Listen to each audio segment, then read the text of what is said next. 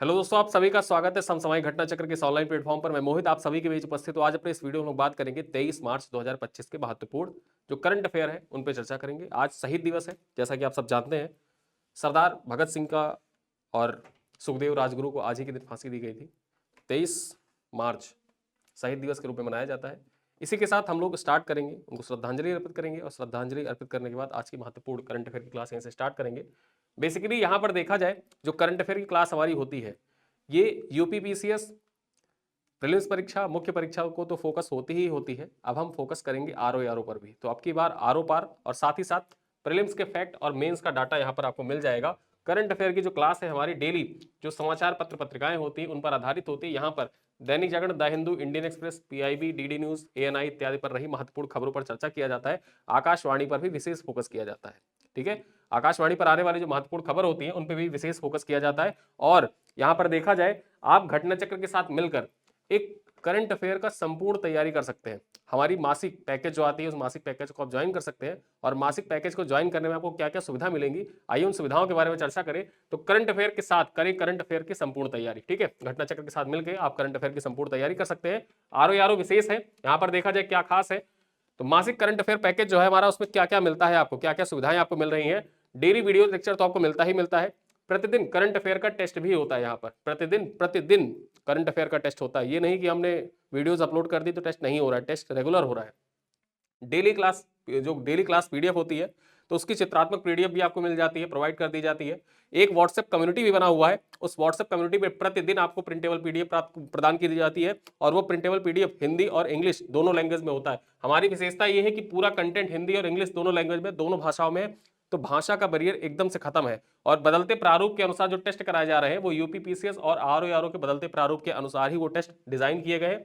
वो टेस्ट आपके प्रतिदिन होते हैं यहाँ पर। ठीक है, प्रिंटेबल पीडीएफ आपको दी जाती है। मासिक पीडीएफ के लिए व्हाट्सएप कम्युनिटी की सुविधा प्रदान की गई है कि व्हाट्सएप कम्युनिटी एक बनाई गई है, वहां पर आपको जो महीने का पूरा कंप्लीट पीडीएफ होता है वो भी आपको प्रदान किया जाता है। और जो प्रिंटेबल पीडीएफ है वो भी आपको वहीं पर प्रदान किया जाता है। ठीक है, माह के अंत में 100 प्रश्नों का लाइव टेस्ट होता है। और ये जो 100 प्रश्न होते हैं, इनमें देखा जाए तो प्रश्न जो होते हैं वो बाइलिंगुअल होते हैं, हिंदी और इंग्लिश दोनों भाषाओं में होते हैं। तो बाइलिंगुअल यहाँ पर 100 प्रश्नों का टेस्ट होगा, लाइव टेस्ट होगा, लाइव रैंकिंग यहाँ पर जारी की जाएगी। आरओ के लिए खास है, कुछ लोगों का मैसेज आया था कि सर आरओ की जो तैयारी है करंट अफेयर की वो कैसे की जाए। उन्हीं सब बातों को ध्यान में रखते हुए ये बातें आपको बताई जा रही है। और इस पैकेज को आप कैसे ज्वाइन कर सकते हैं मैं आपको दिखा देता हूँ। इस पैकेज को ज्वाइन करने के लिए सबसे पहले आपको जाना होगा, गूगल खोलिएगा और वहां गूगल पर आपको सर्च करना होगा SSGCP, यानी समसामयिक घटना चक्र पब्लिकेशन। इसको आप सर्च करेंगे। सर्च करने के बाद आप हमारे पहुंच जाएंगे होम पेज पर। ठीक है, या तो आप डायरेक्टली प्ले स्टोर से जाकर हमारे ऐप पर विजिट करिए या फिर वेबसाइट पर जाइए। तो वेबसाइट पर ऐसे जाएंगे और वीडियो लेक्चर का सेक्शन ओपन करिएगा। वीडियो लेक्चर का सेक्शन ओपन करने के बाद आप करंट अफेयर के पैकेज के सबसे पहले जैसे न्यू रिलीज में जाएंगे तो मार्च महीने का करंट अफेयर का पैकेज आपको दिख जाएगा, फरवरी महीने का करंट अफेयर का पैकेज दिख जाएगा। ठीक है, तो यहाँ आप मार्च महीने पे क्लिक करिएगा, फरवरी महीने पे क्लिक करिएगा, जिस पे भी आपको चाहे ज्वाइन करना चाहे वहां ज्वाइन कर सकते हैं। और यहाँ से आप इसको बाय नाउ कर सकते हैं। बाय नाउ करेंगे तो बाय नाउ पर क्लिक करेंगे यहाँ पर, तो आपको यहाँ पर दिखेगा सेल प्राइस 25 रुपए। ये 25 रुपए भी आपको पे नहीं करना है। बगल में कॉइन का ऑप्शन होगा, उस पर क्लिक कर दीजिएगा तो ये मूल्य आपका घट के कितना हो जाएगा, 18 रुपए। ठीक है, 18 रुपए 75 पैसे में पूरे महीने के करंट अफेयर की अच्छे से तैयारी जो आपकी करनी है, जो मैंने आपको जितना भी चीजें बताई वो सारी चीजें आपको 18 रुपए मिल रही है। 2 कप चाय से भी कम दाम में इतनी सारी चीजें आपको मिल रही हैं। और यहां पर देखा जाए डेली वीडियोस तो आपको मिलते ही हैं, जो चित्रात्मक या पिक्टोरियल पीपीटी पीडीएफ मैंने आपको बताई वो भी मिल जा रहा है। और टेस्ट यहाँ पर देखिए लगातार टेस्ट लगे हुए हैं। ठीक है, यहाँ पर देखा जाए तो 21 मार्च तक के टेस्ट लगातार यहाँ पर लगे हुए हैं और सारे टेस्ट डेली शाम को आपको मिल जाते हैं। तो लगातार आप एक साथ जुड़ के तैयारी करना चाहते हैं तो आप हमारे इस पैकेज को ज्वाइन कर सकते हैं। मंथली पैकेज है, हर महीने में आप इसको ज्वाइन कर सकते हैं। इसी वजह से साल भर का पैकेज नहीं बनाया गया, महीने महीने का बनाया गया, ताकि आप खुद से जुड़ाव महसूस करें। आपको अच्छा लगे तो आप लगातार ज्वाइन करते जाइए, सारी चीजें आपको मिलती जाएंगी। अधिक जानकारी के लिए आप चाहते हैं तो आप हमारे इस हेल्पलाइन नंबर पर कॉल कर सकते हैं। हेल्पलाइन नंबर यहाँ पर दिया हुआ है स्क्रीन पर। सोमवार से शनिवार आप दोपहर 12 बजे से लेकर रात 8 बजे तक कभी भी कॉल कर सकते हैं। हेल्पलाइन नंबर पर अधिक जानकारी के लिए संपर्क करिए। चलिए स्टार्ट करते हैं, आज के महत्वपूर्ण करंट अफेयर जो है उन पर चर्चा करते हैं। सबसे पहले जानते हैं दिवस। जो 23 मार्च का दिन है, 23 मार्च को किस रूप में मनाया जाता है, सेलिब्रेट किस रूप में किया जाता है। यहां पर चर्चा करें तो विश्व मौसम विज्ञान दिवस के रूप में सेलिब्रेट किया जाता है 23 मार्च का दिन। ठीक है, विश्व मौसम विज्ञान दिवस के रूप में 23 मार्च के दिवस को मनाया जाता है? चर्चा करें पॉइंट्स पर। तो विश्व मौसम विज्ञान दिवस हर साल 23 मार्च को 1950 में विश्व मौसम विज्ञान संगठन की स्थापना के उपलक्ष्य में मनाया जाता है। 1950 में 23 मार्च को ही विश्व मौसम विज्ञान संगठन की स्थापना हुई थी। ठीक है, विश्व मौसम विज्ञान संगठन की स्थापना कब हुई थी? परीक्षा में आपसे पूछे, लिख दीजिएगा 1950 में हुई थी, 23 मार्च 1950 को। और इसी वजह से 23 मार्च को विश्व मौसम विज्ञान दिवस मनाया जाता है। आगे देखें, यह दिन सार्वजनिक सुरक्षा, आर्थिक कल्याण और पर्यावरण की सुरक्षा प्रदान करने में राष्ट्रीय मौसम विज्ञान और जल विज्ञान सेवाओं की महत्वपूर्ण भूमिका पर प्रकाश डालता है। ठीक है, यहां पर थीम क्या है? Closing the early warning gap together, इस बार का थीम है। विषय जरूर याद रखिएगा, जब भी कोई दिवस आप याद रखिए तो उस दिशा, वो जो दिवस है उस दिवस से रिलेटेड जो उसका थीम है, विषय है, जरूर याद रखिए। कथन कारण में आपसे पूछा जा सकता है। ठीक है, याद रखिएगा इसका थीम क्या है, एक बार फिर से देख लीजिए। Closing the early warning gap together, इसका थीम है इस बार का। ठीक है, चलो अगले पॉइंट पर चर्चा करें। बिहार दिवस मनाया गया था 22 मार्च को। कल ये पॉइंट आपके जो पीपीटी था उसमें ऐड नहीं हो पाया था, इसी वजह से इसको यहां पर समाहित किया गया है। छूटे ना कुछ भी, जाने रहिए। बीपीएससी वाले खास ध्यान देंगे, थीम भी जरूर जाने रहेंगे। यहां पर देखा जाए तो बिहार ने 22 मार्च 2025 को अपना 113वां स्थापना दिवस मनाया। जो 22 मार्च 2025 को बिहार ने अपना कौन सा स्थापना दिवस मनाया? बीपीएससी वाले खास ध्यान देंगे, जो 71वीं बीपीएससी देने जा रहे हैं। ठीक है, 71वीं बीपीएससी देने जा रहे हैं, वो जरूर ध्यान रखिएगा। 113वां स्थापना दिवस था। 22 मार्च 1912 को ही बंगाल प्रेसिडेंसी से अलग हुआ था बिहार, ये जरूर याद रखिएगा। और ये क्वेश्चन देखा जाए आपसे पीवाईक्यू में, ठीक, कि बिहार जो है वो बंगाल प्रेसिडेंसी से कब अलग हुआ था। मैं आपको बता दूं, आप बीपीएससी का पीवाईक्यू उठाकर देखेंगे तो 10 बार पूछा जा चुका होगा। हर साल पूछा जाता है ये प्रश्न, हर साल पूछा जाता है। आप पीवाईक्यू उठा के देखेंगे तो 10 बार अब तक इसको पूछा जाएगा, बीपीएससी ने इसको पूछा होगा। चलिए आगे देखें। ब्रिटिश काल के दौरान वर्ष 1912 में 22 मार्च को बंगाल प्रेसिडेंसी से अलग होकर बिहार नया राज्य के रूप में अस्तित्व में आया था।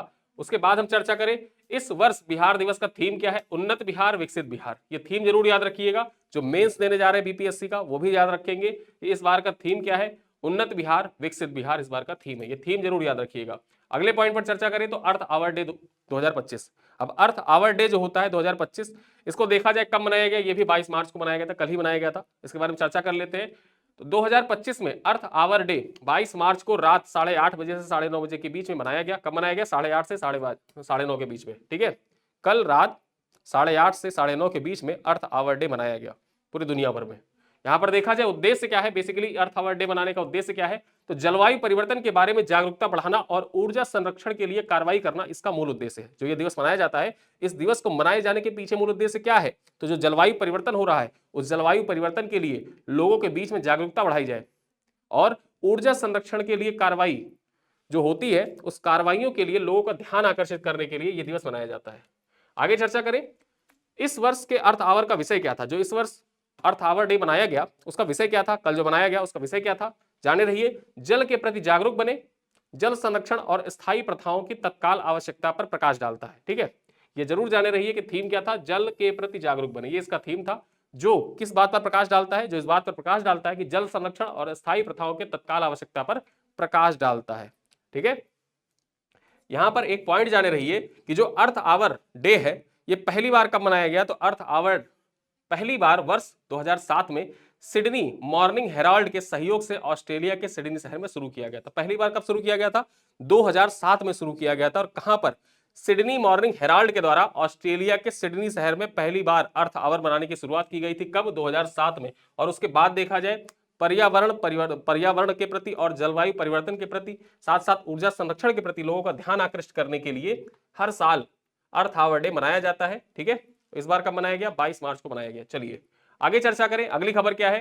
केंद्रीय सशस्त्र पुलिस वेतन पैकेज लाभ बढ़ाने के लिए समझौते ज्ञापन। ठीक है, अब यहां पर समझौता ज्ञापन हुआ है बीएसएफ और एसबीआई के बीच में। अब ये बीएसएफ और एसबीआई के बीच में जो समझौते ज्ञापन पर हस्ताक्षर हुआ है उसके बारे में चर्चा कर ले। सीमा सुरक्षा बल और भारतीय स्टेट बैंक ने केंद्रीय सशस्त्र पुलिस वेतन पैकेज पर बढ़े हुए लाभों के लिए समझौते ज्ञापन पर हस्ताक्षर किया है। इसके तहत देखा जाए तो सेवारत और सेवानिवृत्त बीएसएफ कर्मियों को विशेष बैंकिंग सेवाएं, वित्तीय सहायता और बढ़े हुए लाभों की पेशकश की गई है। ठीक है, तो ये पॉइंट जरूर याद रखिएगा कि सीमा सुरक्षा बल और भारतीय स्टेट बैंक ने केंद्रीय सशस्त्र पुलिस वेतन पैकेज के लिए समझौते ज्ञापन पर हस्ताक्षर किया है। परीक्षा में आपसे बैंक का नाम देके सीधे सीधे पूछेगा कि केंद्रीय सशस्त्र पुलिस वेतन पैकेज के लिए बीएसएफ के द्वारा निम्नलिखित में से किसके साथ समझौते ज्ञापन पर हस्ताक्षर किया गया है। 4 बैंकों का नाम दे देगा, उन बैंकों में आप एसबीआई जरूर याद रखिएगा। और ये परीक्षा के दृष्टिकोण से इंपॉर्टेंट है। साथ ही साथ जो भाई बहन हमारे बैंकिंग की तैयारी करते हैं उन भाई बहनों के लिए भी ये इंपॉर्टेंट हो जाता है। याद रखेंगे, बैंकिंग सेक्टर से रिलेटेड जो करंट अफेयर होते हैं उस दृष्टिकोण से भी महत्वपूर्ण है। ठीक है, चलो आगे चर्चा करें। स्पोर्ट्स रिलेटेड करंट अफेयर, मुक्केबाजी लॉस एंजल्स ओलंपिक 2028 में शामिल। ठीक है, जो लॉस एंजल्स में ओलंपिक 2028 में आयोजित किया जाएगा वहां पर देखा जाए तो बॉक्सिंग को एक बार फिर से इंक्लूड कर लिया गया है। चर्चा करें क्या है यहां पर पॉइंट्स। अंतरराष्ट्रीय ओलंपिक समिति के सदस्य देशों ने सर्वसम्मति से मुक्केबाजी को लॉस एंजल्स ओलंपिक 2028 में शामिल करने का मतदान किया यहां पर। और पॉइंट्स क्या है, आईओसी ने अंतरराष्ट्रीय मुक्केबाजी संघ को उसके संचालन, वित्तीय मुकाबलों और निर्णायक मंडल की ईमानदारी पर लंबे समय से चल रहे विवाद के बाद निलंबित कर दिया था। इंटरनेशनल ओलंपिक कमेटी जो है उसके द्वारा जो मुक्केबाजी संघ था ना उसको निलंबित कर दिया गया था। किस कारण से निलंबित कर दिया गया, कुछ वित्तीय मामले थे, कुछ निर्णायक मंडल की ईमानदारी के मामले थे। इन्हीं सब कारणों को ध्यान में रखते हुए ओलंपिक संघ के द्वारा इसको निलंबित कर दिया गया था। लेकिन अब क्या हुआ है कि नई शासी संस्था एक बनाई गई और उसके बाद फिर से जो मुक्केबाजी संघ था उसको एंट्री मिल गई है। अब लॉस एंजल्स में मुक्केबाजी एक बार फिर से देखने को मिल जाएगा। ठीक है, पॉइंट क्या है अगला, नई शासी संस्था को पिछले महीने आईओसी ने मान्यता प्रदान की। जो नई शासी संस्था है ये फिर से बनकर तैयार हुई है और इसको आईओसी के द्वारा पिछले महीने मान्यता प्रदान की गई है। नए मुक्केबाजी संस्था में अब 80 से अधिक राष्ट्रीय महासंघों की सदस्यता है। जो नया मुक्केबाजी संस्था बनी है, एसोसिएशन बना है, उस एसोसिएशन में देखा जाए तो 80 से ज्यादा देश पार्टिसिपेट कर रहे हैं। ठीक है, 80 से ज्यादा राष्ट्रों के महासंघों का पार्टिसिपेट यहां पर है। और इसी कारण से देखा जाए तो अब जो लंबे समय से जो विवाद चल रहे थे उन विवादों पर विराम लगेगा और एक बार फिर से लॉस एंजल्स में मुक्केबाजी देखने को मिलेगी। ठीक है, चलो अगली खबर पर चर्चा करें तो कर्नाटक में मुस्लिमों को सरकारी ठेके में 4% आरक्षण देने वाला विधेयक पारित। ठीक है, यहां पर देखा जाए तो कर्नाटक विधानसभा में सार्वजनिक खरीद में कर्नाटक पारदर्शिता संशोधन विधेयक पारित किया है। ठीक है, कर्नाटक पारदर्शिता संशोधन विधेयक पारित किया है। अब यहां पर होगा क्या, जिसके तहत सार्वजनिक अनुबंधों जो सरकारी ठेके होते हैं यहां पर मुसलमानों को 4% आरक्षण प्रदान किया जाएगा। ठीक है, पब्लिक कॉन्ट्रैक्ट में 4% आरक्षण मुस्लिमों को प्रदान किया जाएगा। संशोधन के तहत 2 करोड़ रुपए तक के सिविल निर्माण अनुबंधों पर, मतलब कि जो सिविल ठेके होते हैं, ठीक है, यहां पर देखा जाए 1 करोड़ रुपए तक के माल और सेवा अनुबंध में से 4% मुस्लिम समुदायों के अन्य पिछड़ा वर्ग के ठेकेदारों के लिए आरक्षित किया गया है। ठीक है, जो 2 करोड़ रुपए तक के सिविल निर्माण है वहां पर भी 4% और 1 करोड़ रुपए के तक के माल सेवा अनुबंध जो होते हैं, माल सेवा अनुबंध, यहां पर भी 4% तक का आरक्षण मुस्लिमों को प्रदान किया जाएगा। और ऐसा जो अध्यादेश है किसके द्वारा पारित किया गया है, कर्नाटक असेंबली के द्वारा ये अध्यादेश पारित किया गया है। ठीक है, विधेयक पारित किया गया है। चलिए पीएसए चैलेंजर टाइटल विनर की बात कर ले। जो पीएसए चैलेंजर है title, PSA challenge title squash से संबंधित है। किससे, स्क्वैश से संबंधित है। चर्चा करें यहां पर भारत के अनाहत सिंह। ठीक है, भारत की अनाहत सिंह ने महिला और वीर चोटरानी ने पुरुष पीएसए चैलेंजर खिताब जीत लिया है। यहां पर बात करें तीसरी वरीयता प्राप्त अनाहत सिंह ने फाइनल में शीर्ष वरीयता प्राप्त आकांक्षा सोलुंके को 11-6, 8-11, 11-8 और 11-5 से हरा दिया। तो यानी कि अनाहत सिंह ने महिला कैटेगरी में जीता है पीएसए चैलेंज, और वहीं पर जो वीर चोटरानी है इन्होंने पुरुष कैटेगरी में यह खिताब जीत लिया है। पुरुषों की स्पर्धा में दूसरे वरीयता प्राप्त वीर चोटरानी ने फाइनल में फ्रांसीसी खिलाड़ी मेलविल सियानोमुकी, ठीक है, सियानिमियोका को हराया है। और ये सियानिमियोका कहाँ के खिलाड़ी है, फ्रांस के खिलाड़ी हैं। ठीक है, तो ये पॉइंट याद रखिएगा। और ये स्क्वैश टाइटल है, ये स्क्वैश टाइटल है जो पीएसए चैलेंजर है। PSA challenger basically squash title है। ये है वीर चोटरानी और ये है अनाहत सिंह, इन्होंने जीत लिया है। ठीक है, चलो अगली खबर पर चर्चा करें तो दुनिया का पहला एआई न्यूज़पेपर। अब ये दुनिया का पहला एआई न्यूज़पेपर जो है ये कहां पर छपता, ठीक है, बेसिकली पूरा न्यूज़पेपर एआई से नहीं छप रहा है, इसके टेस्टिंग के माध्यम से देखा जाए, टेस्टिंग चल रही है। तो कुछ आर्टिकल हैं, कुछ संपादकीय है, उनको एआई के माध्यम से छापा जा रहा है। और वो जो संपादकीय है बेसिकली जो इटली की प्रधानमंत्री जॉर्जिया मेलोनी है, साथ ही साथ जो आईआर से रिलेटेड संपादकीय होते हैं वो आईआर से रिलेटेड संपादकीय ही इस अखबार में एआई के माध्यम से छापे गए। इसी कारण कहा जा रहा है कि दुनिया का पहला एआई अखबार कहलाएगा ये। ठीक है, बात करें यहां पर इटली की अखबार एल फिग्लियो, जो एल फिग्लियो है ये दुनिया का पहला ऐसा अखबार बन गया है जिसने पूरी तरह आर्टिफिशियल इंटेलिजेंस से तैयार किए गए लेख को एक पूरा संस्करण प्रकाशित किया है। ठीक है, और इसी कारण से कहा जा रहा है कि ये दुनिया का पहला एआई न्यूज़पेपर है। ये है एल फिग्लियो, कहां का है? इटली का है, जरूर याद रखिएगा। एल फिग्लियो हर दिन अपनी सामान्य अखबार की कॉपी के साथ 4 पन्नों का एआई संस्करण भी प्रकाशित कर रहा है। और ये जो 4 संस्करण 4 पेज प्रकाशित हो रहे हैं ना, 4 पन्नों का एआई संस्करण, ये 4 पन्नों का एआई संस्करण जो है ये जॉर्जिया मेलोनी जो इटली की प्रधानमंत्री है, इटली की पीएम, उनके जो वक्तव्य है ना, उनके वक्तव्यों को और साथ ही साथ जो आईआर से रिलेटेड महत्वपूर्ण लेख हैं उन लेखों को ही ये संपादित करता है और उसी संपादन को एल फिल्गियो में छापता है। और इसी कारण से एल फिल्गियो जो बन गया है दुनिया का पहला एआई न्यूज़पेपर बन गया है। और ये पॉइंट जैसे मैंने आपको बताया, भारत का पहला, दुनिया का पहला, विश्व का पहला, ये सारे पॉइंट्स आते हैं तो आपके परीक्षा के लिए इंपॉर्टेंट हो जाते हैं। और जैसे ही है तो ये पॉइंट आपके एग्जाम के लिए इंपॉर्टेंट हो गया, याद रखिएगा। चलिए आगे देखें, चिरंजीवी को मिला लाइफ टाइम अचीवमेंट अवार्ड। यहां पर लाइव लिखा है, लाइफ होगा, ठीक है, लाइफ टाइम अचीवमेंट अवार्ड। यहां पर बात करें, तेलुगु सिनेमा के दिग्गज सुपरस्टार चिरंजीवी को भारतीय सिनेमा संस्कृति प्रभाव और सार्वजनिक सेवा में उनके योगदान के लिए लाइफ टाइम अचीवमेंट अवार्ड से सम्मानित किया गया है।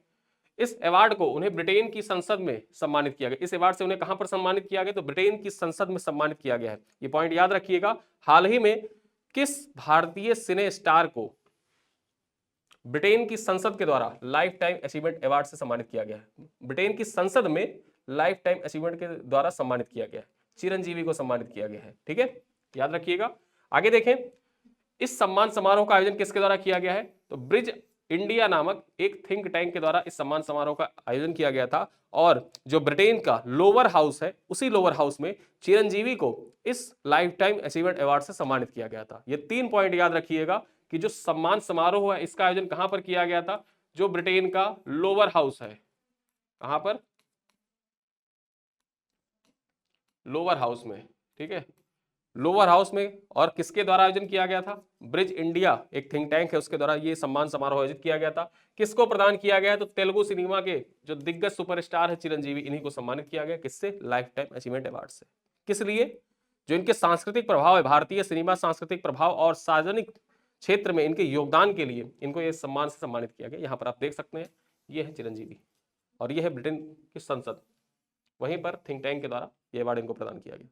चलिए अगली खबर पर चर्चा करें तो भारत लगातार दूसरी बार, ठीक है, होस्ट करेगा miss India contest, miss world contest. ठीक है, भारत लगातार दूसरी बार, ठीक है, होस्ट करेगा। भारत 2 बार लिख गया है, भारत लगातार दूसरी बार होस्ट करेगा मिस वर्ल्ड कॉन्टेस्ट। चर्चा कर ले, मिस वर्ल्ड प्रतियोगिता का इस साल आयोजन हैदराबाद में होने जा रहा है। इस बार कहां पर आयोजित किया जाएगा? पिछली बार कहां पर किया गया था? मुंबई में। मुंबई में कहां पर?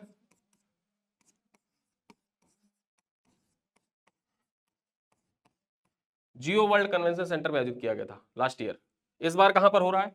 हैदराबाद में आयोजित किया जा रहा है। ठीक है, तो याद रखिएगा, वर्ष 2025 में मिस वर्ल्ड प्रतियोगिता का आयोजन निम्नलिखित में से किस स्थान पर किया जा रहा है?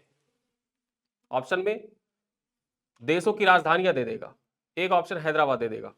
याद रखना, भारत लगातार दूसरी बार आयोजित करने जा रहा है। लास्ट ईयर भी हुआ था, लास्ट ईयर पहली बार भारत में आयोजित किया गया था मिस वर्ल्ड का कॉन्टेस्ट, इस बार दूसरी बार किया जा रहा है। यहां पर चर्चा करें, मिस वर्ल्ड कॉन्टेस्ट में 120 देशों के प्रतिभागी हिस्सा लेंगी।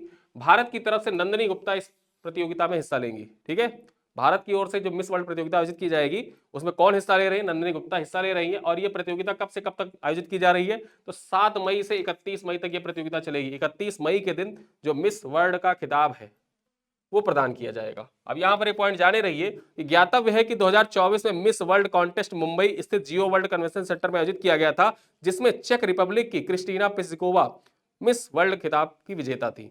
ठीक है। चेक रिपब्लिक की क्रिस्टीना प्लिस्कोवा जो थी, ये पिछली बार जो मिस वर्ल्ड का आयोजन किया गया था उसकी विजेता थी, ये नाम जरूर याद रखिएगा। और इस बार जो मिस वर्ल्ड की विजेता होंगी उनको ताज पहनाने का कार्य किसके द्वारा किया जाएगा, उनको ताज पहनाएंगी क्रिस्टीना प्लिस्कोवा। ठीक है, ये पॉइंट याद रखिएगा। कब से कब तक आयोजन होगा, 7 मई से 31 मई के बीच में इसका आयोजन होगा। अगली खबर क्या है, वृंदावन में भारत नेपाल साहित्य महोत्सव का आयोजन, और ये पॉइंट आपके यूपी स्पेशल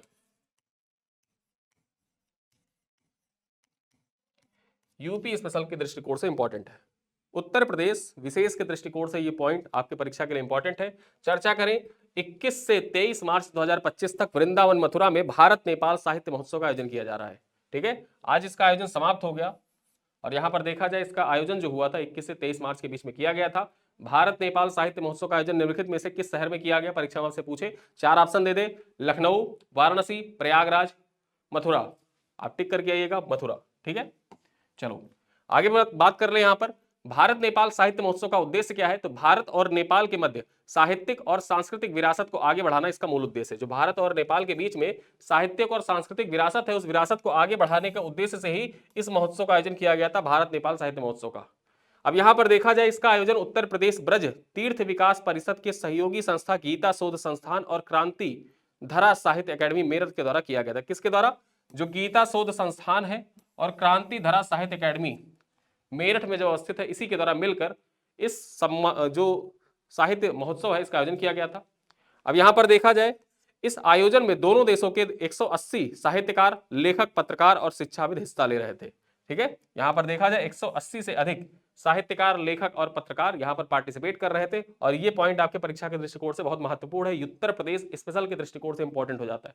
ठीक है, यूपी स्पेशल के दृष्टिकोण से पॉइंट इंपॉर्टेंट है। चलो अगली खबर पर चर्चा करें, तो भारत को मध्य एशियाई युवा प्रतिनिधिमंडल की मेजबानी मिली। जो भारत है इसको मध्य एशियाई युवा प्रतिनिधिमंडल जो है उसकी मेजबानी मिल गई है।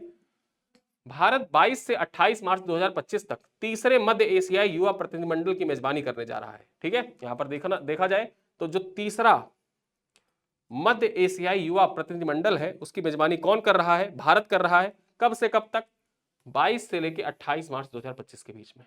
पॉइंट पर चर्चा करें तो केंद्रीय युवा कार्यक्रम और खेल मंत्रालय अंतरराष्ट्रीय युवा आदान प्रदान कार्यक्रम के तहत इसका आयोजन किया जा रहा है। किसके द्वारा किया जा रहा है, तो यहां पर देखा जाए केंद्रीय युवा कार्यक्रम और खेल मंत्रालय के अंतरराष्ट्रीय, साथ ही साथ अंतरराष्ट्रीय युवा आदान प्रदान कार्यक्रम के तहत इसका आयोजन किया जा रहा है। जो ये आयोजन हो रहा है मध्य एशियाई प्रतिनिधिमंडल का, इसका आयोजन इन्हीं दोनों के द्वारा किया जा रहा है। आगे चर्चा करें, इस पहल का उद्देश्य क्या है, जो ये आयोजन हो रहा है इस पहल का उद्देश्य क्या है, तो इस पहल का उद्देश्य भारत और मध्य एशियाई देशों जैसे कजाकिस्तान, किर्गिस्तान, तजिकिस्तान, तुर्कमेनिस्तान और उज्बेकिस्तान के बीच युवा सहयोग और सांस्कृतिक आदान प्रदान को बढ़ावा देना तथा राजनयिक संबंधों को मजबूत करना। ठीक है, भारत तथा अन्य जो मध्य एशियाई देश है, उन मध्य एशियाई देशों के बीच में जो युवाओं के बीच सहयोग और सांस्कृतिक आदान प्रदान है उसको बढ़ावा देने के उद्देश्य से, साथ ही साथ जो राजनयिक संबंध होते हैं उन राजनयिक संबंधों को मजबूत करने के उद्देश्य से ही ये मध्य एशियाई युवा प्रतिनिधिमंडल का आयोजन किया जा रहा है। ठीक है, पॉइंट पर चर्चा करें अगले, तो इस दौरान 100 सदस्यों वाला प्रतिनिधिमंडल विविध गतिविधियों में शामिल होगा। यह कार्यक्रम जनवरी 2022 में आयोजित भारत मध्य एशिया शिखर सम्मेलन के दौरान निर्धारित विजन के अनुरूप है।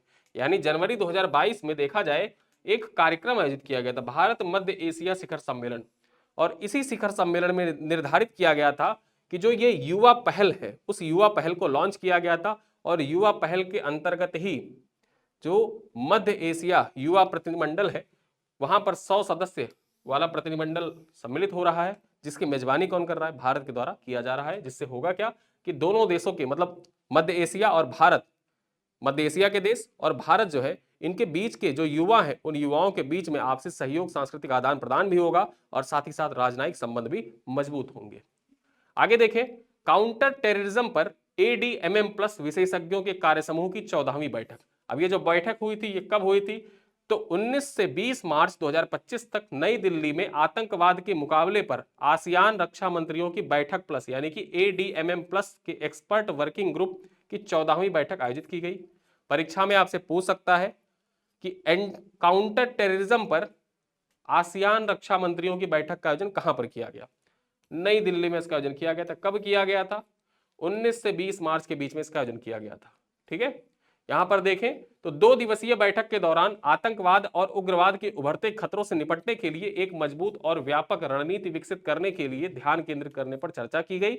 इस बैठक में आसियान सचिवालय, आसियान देशों जैसे Lao PDR, Malaysia, Indonesia, Myanmar, Singapore, Thailand, Malaysia, Philippines और वियतनाम, साथ ही साथ एडीएमएम प्लस सदस्य राज्यों जैसे चीन, अमेरिका, रूस, ऑस्ट्रेलिया, जापान और दक्षिण कोरिया के प्रतिनिधिमंडलों ने भी भाग लिया था। ठीक है, तो यहां पे इतने प्रतिनिधि शामिल हुए थे इस एडीएमएम प्लस वार्ता में।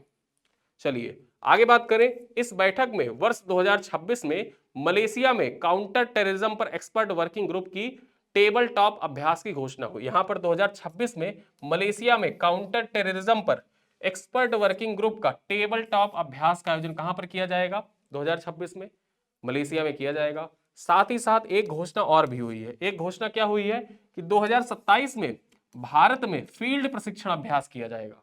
टेबल टॉप अभ्यास तो मलेशिया में होगा 2026 में, भारत में क्या होगा? फील्ड प्रशिक्षण अभ्यास 2027 में आयोजित किया जाएगा। ठीक है, तो इस बात की घोषणा भी की गई है इसी वर्किंग ग्रुप कमेटी में। ठीक, ये पॉइंट याद रखिएगा। आगे देखें, जल विज्ञानी, क्या नाम है इनका? गुंटर ब्लोसचल को वर्ष 2025 का स्टॉकहोम वाटर प्राइज से सम्मानित किया गया। स्टॉकहोम वाटर प्राइज पुरस्कार से किसे सम्मानित किया गया है 2025 के लिए? इनका नाम है गुंटर ब्लोसचल। चर्चा करें, 20 मार्च 2025 को जारी एक बयान के अनुसार जो स्टॉकहोम वाटर प्राइज संस्था है उसी के द्वारा एक बयान जारी किया गया जिसमें बताया गया कि जल इंजीनियरिंग के अग्रणी जल विज्ञानी गुंटर ब्लोसचल को प्रतिष्ठित स्टॉकहोम जल पुरस्कार से सम्मानित किया गया है। चर्चा करें, ब्लोसचल वियना यूनिवर्सिटी ऑफ टेक्नोलॉजी में प्रोफेसर हैं। वियना यूनिवर्सिटी ऑफ टेक्नोलॉजी में हाइड्रोलॉजिकल इंजीनियरिंग और जल संसाधन प्रबंधन संस्थान के वर्तमान प्रमुख भी हैं। ठीक है, तो ये पॉइंट याद रखिएगा। वर्तमान में देखा जाए 2025 के लिए स्टॉकहोम वाटर प्राइज का पुरस्कार किसको दिया गया है? नाम है गुंटर ब्लोसचल। ये नाम जरूर याद रखिएगा, गुंटर ब्लोसचल का आपके परीक्षा के दृष्टिकोण से मोस्ट इंपॉर्टेंट टॉपिक है, मोस्ट इंपॉर्टेंट।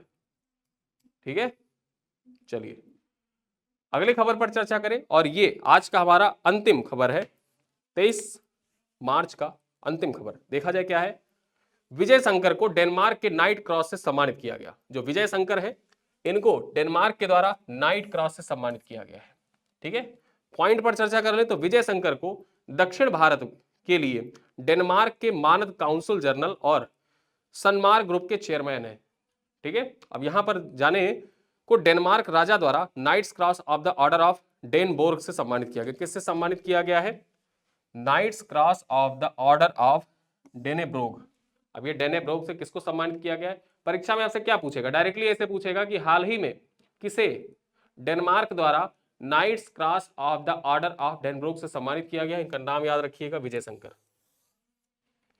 अब यहां देखा जाए यह प्रतिष्ठित सम्मान उनके उत्कृष्ट काउंसलर सेवाओं और भारत डेनमार्क संबंधों को मजबूत करने में उनके योगदान के लिए प्रदान किया गया। जो भारत डेनमार्क संबंध है उसको मजबूत करने के लिए ही विजय शंकर को इस अवार्ड से सम्मानित किया गया है। और यह पुरस्कार 18 मार्च 2025 को चेन्नई में एक विशेष समारोह में डेनमार्क के भारत में राजदूत, क्या नाम है इनका? रासमुस एल्बीगार्ड। ठीक, रासमुस एबिलगार्ड के द्वारा प्रदान किया गया है। किसे प्रदान किया गया है ये जाने रहिएगा। ठीक है, किसे प्रदान किया गया ये जरूर से जाने रहिएगा कि डेनमार्क के द्वारा Knight's Cross of the Order of Dannebrog से किसे सम्मानित किया गया है? विजय शंकर को सम्मानित किया गया। किस लिए? भारत और डेनमार्क के बीच में जो आपसी संबंध है उन संबंधों को मजबूत करने के उद्देश्य से ही यह पुरस्कार प्रदान किया गया है। अब आइए आज के इसी स्लाइड पर आधारित कुछ प्रश्न है, उन प्रश्नों पर चर्चा करें। 2025 में बिहार दिवस का विषय क्या था? थीम क्या है 2025 के लिए यह आप बताइएगा कमेंट बॉक्स में।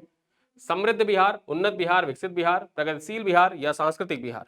क्वेश्चन नंबर 2 है, दुनिया का पहला ऐसा अखबार कौन सा है जिसने पूरी तरह एआई से तैयार किए गए लेखों का संस्करण प्रकाशित किया है? पूरी तरीके से एआई से तैयार लेखों का संस्करण प्रकाशित किया गया है। Il Foglio, the Guardian, New York Times, Times of India. Question number 3 है, किस तेलुगु सिनेमा के सुपरस्टार को ब्रिटेन की संसद में लाइफ टाइम अचीवमेंट अवार्ड से सम्मानित किया गया है? Mahesh Babu, Chiranjeevi, Nagarjuna, Junior NTR. Question number 4 है, 2025 में मिस वर्ल्ड प्रतियोगिता का आयोजन कहां किया जा रहा है? मुंबई में, दिल्ली में, हैदराबाद में, बेंगलुरु में। क्वेश्चन नंबर 5 है, अर्थ आवर डे 2025 का उद्देश्य क्या है? किस उद्देश्य से इसका आयोजन किया जा रहा है? अर्थ आवर डे का जो आयोजन किया गया था, इसका उद्देश्य क्या था, बताना है आपको। जलवायु परिवर्तन के बारे में जागरूकता बढ़ाना और ऊर्जा संरक्षण को बढ़ावा देना, ऑप्शन बी है। स्वच्छता अभियान को प्रोत्साहित करना, ऑप्शन सी है। राष्ट्रीय पर्यटन को बढ़ावा देना, ऑप्शन डी है। वित्तीय साक्षरता को प्रोत्साहित करना। ठीक है, तो ये थे आज के हमारे 5 सवाल। इन 5 सवालों का उत्तर आपको कमेंट बॉक्स में देना है। वीडियो कैसा लगा बताइएगा। वीडियो के शुरू में दी गई जानकारी आपके परीक्षा के दृष्टिकोण से बहुत महत्वपूर्ण हो जाती है। आप इस पैकेज को ज्वाइन कर सकते हैं और अपनी करंट अफेयर की तैयारी को बहुत मजबूत कर सकते हैं। लगातार आप प्रैक्टिस करते रहेंगे, हमारे साथ जुड़े रहेंगे, डेली आप क्लास के जो पीडीएफ होते हैं, पीपीटी होते हैं, उनको प्राप्त करके डेली पढ़ते रहेंगे, तो जितने भी न्यूज़पेपर में रहने वाली महत्वपूर्ण खबरें हैं, लास्ट में जाके जब आप दृष्टि मैगजीन पढ़ते हैं या कोई अन्य मैगजीन पढ़ते हैं, तो आपको क्या लगता है कि पता नहीं करंट अफेयर हमने पहले से पढ़ा नहीं, तो करंट अफेयर नहीं तैयार है। परीक्षा के पहले सबसे ज्यादातर बच्चों में एक संशय यही रहता है, संदेह यही रहता है कि हमारा जीएस तो तैयार है, हिंदी तो तैयार है, लेकिन करंट अफेयर नहीं तैयार है। और जब परीक्षा हो जाता है, रिजल्ट में जब किसी कारणवश नाम नहीं आता है, तो ये फिर एक वो रहता है कि करंट अफेयर तैयार होता तो हो जाता।